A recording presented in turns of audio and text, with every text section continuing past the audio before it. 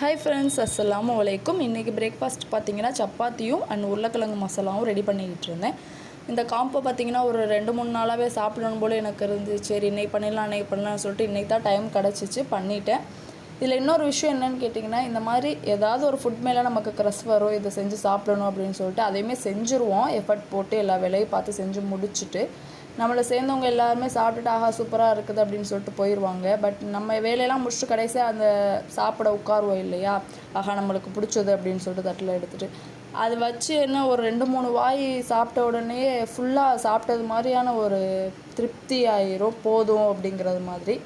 நான் சில நேரங்களில் யோசிப்பேன், நம்மளுக்கு பிடிக்கும்னு சொல்லி தானே செய்கிறோம், ஏன் நம்மளால் சாப்பிட முடியலை அப்படின்னு சொல்லிட்டு. அப்போ என் ஹஸ்பண்ட் கிட்டலாம் கேட்ட பிறகு அவங்க சொன்னாங்க, நீங்கள் நின்று செய்கிறீங்கல்ல, அந்த இதுலையே உங்களுக்கு அந்த திருப்தி கிடச்சிருமோ என்னமோ தெரியல அப்படின்ட்டு சொன்னாங்க. எனக்குமே அது இன்ன வரையுமே டவுட்டாக தான் இருக்குது.